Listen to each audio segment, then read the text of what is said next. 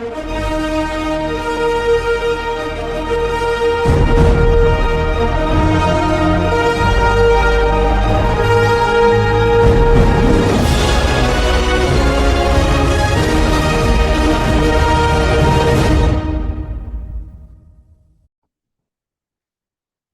good morning, my friends. Today we're talking about something that should make every American sit up straight, not out of fear, but out of clarity. When a meat packing plant sees 80% of its workers disappear in one single ICE raid, the media cries, cruelty, cruelty. Politicians shout, racism, racism. And the industry suddenly discovers its inner Shakespeare. Oh, who could have known? Save the drama. Let's tell some truth. When law enforcement shows up and 4 out of 5 employees, 4 out of 5, you have 5 employees, and then 4 of them have to go. You have 4, you have 5, and then 4 of them have to go. You have 1 left, right? That's not a labor issue. That's an admission of guilt from the company. They aren't intentionally saying they're guilty, but it's unmistakable. You don't magically hire 200 people with falsified documents without knowing. You don't accidentally build your entire production line around illegal labor. This isn't incompetence. This is strategy. Every time ICE conducts one of these raids and wipes out an entire shift, it's the same movie with the same plot twist. The company wasn't blindsided. They got caught. Now, it's easy to blame the workers. It really is. But we don't do lazy thinking here. People coming here illegally to work brutal jobs for low pay, they didn't invent this system.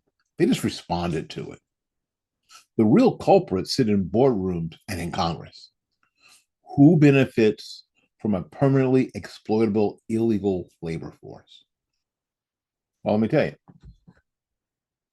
Corporations benefit from low wages. Politicians benefit from cheap consumer prices. Activists benefit from forever campaigns. Cities benefit from larger populations that justify bigger budgets. It's a rigged ecosystem designed by elite who will never step foot inside a meatpacking plant, much less work in one. Okay, so when ICE enforces the law, suddenly the industry screams, oh, we can't hire Americans. They won't take these jobs. Well, of course they won't, because Americans won't work at illegal wages. They won't work under illegal conditions. We won't work for companies breaking the law as a business strategy. This isn't a labor shortage. It's a cheaters shortage. And the moment the cheating stops, the whole operation collapses. Not because the work can't be done legally, but because the company never built itself to operate legally. Let me give you, okay, here you go. Here's the deal. Listen carefully. A factory losing 80% of its staff when ICE arrives doesn't show you a lack of workers. It shows a lack of integrity. Now, if you blame the workers, nothing changes. If you blame ICE, you reward law breaking. If you blame America being mean, then you shut down the conversation. But when you blame the companies and the politicians who orchestrated this mess, suddenly the picture becomes clear. They invited the labor. They ignored the law. They benefit from the chaos. And they screamed when the accountability came. Both parties share responsibility in this. But one group suffers the consequences every single time. The American worker. The man who makes $22 an hour now gets replaced by someone making 11. The woman who had benefits now gets undercut by someone with no paperwork and no protections. The town that once offered stable work now offers instability and crime. This is not immigration policy. This is labor exploitation disguised as compassion. Now, if we're serious, and around here we are, here's what would end the problem overnight. Number one, E-Verify, mandatory, nationwide, no exceptions. No exceptions about industry, no exceptions. E-Verify, mandatory, nationwide. Number two, criminal penalties for corporations that knowingly hire illegal labor.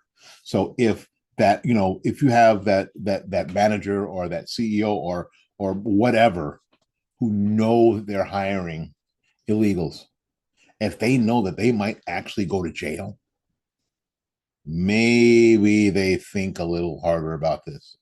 When people don't have the right documentation, when people have what you know is a forged social security number because you haven't checked it, because you haven't used E-Verify because you're afraid to. Number three, a competitive legal labor market that doesn't reward cheating.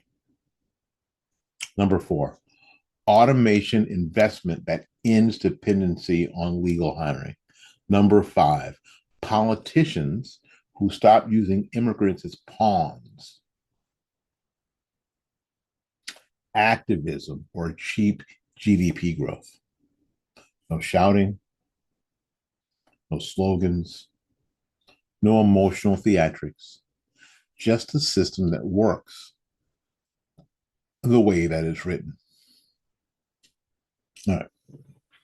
So when ICE shows up, the truth walks in with them.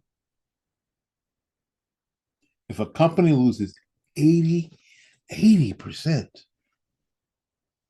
of its workforce in a raid, that company wasn't a victim.